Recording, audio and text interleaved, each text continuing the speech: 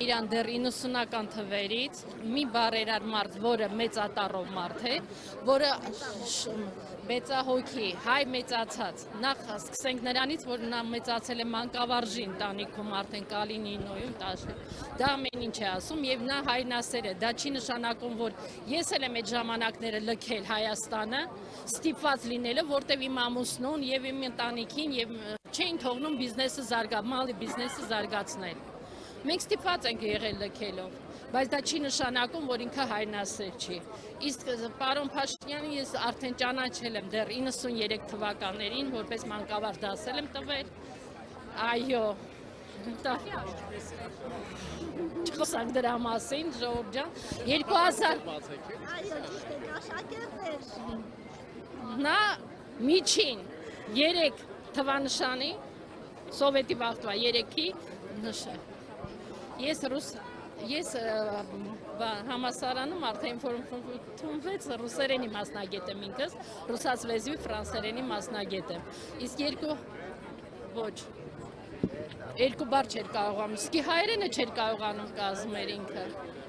նախադասություններ կազմել։ Իսկ 2001 թվականին ես աշխատել եմ լիտերատուրնա Արմենիա խմբագրությունում, կարամ փակագծերը բացեմ։ Այդ ժամանակ ես խմբագրի տեղակալն էի եւ մեզ խնդրեցին մի հոդված գրել, խոսքի անմեղ մարդու համար դարձնել այսպիսի, այսօր Սամվել Կարապետյանի նման։ Մենք բոլորս հրաժարվեցինք մի քանի խմբագրություններ, իսկ նա դեռ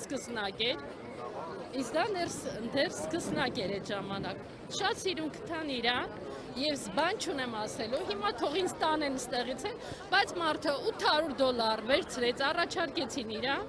Այդ օրվանից հետո ես իրան որպես ժուրնալիստ, я чем не признаю, այդ օրվանից ինքը ծախվեց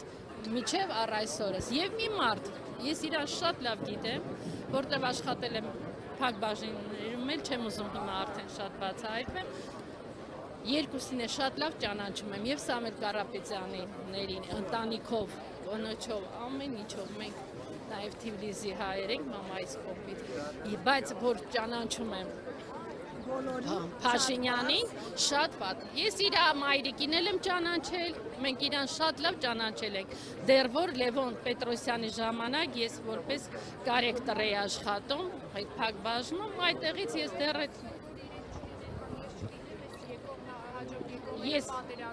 ոչ, այդ դրա հետ աշխատանք չեք ունենալու։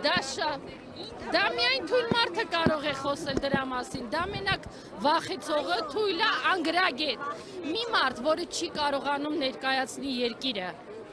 մի մարդ, որ չի կարողանում ռուսերեն էլի ասեմ, ներկայացնի մեր երկիրը, եւ գենոցիդը, որ այսօրվա դրությամբ ես դրան երբեք չեմ ների այդ բանը, որ քանդում է։ Եկեղեցիները միանշանակ եւ ծիծեռնակաբերդի, չգիտես ինչի համալիրը 100 տարի մենք ոչ մի կարիք չունենք, հանգարցակի այդ կարիքը ունեցանք։ Եվ այսօրվա դրությամբ չգիտես ինչի մենք շատ լավ պարզ գիտենք, այո, Պարզ չի, ամեն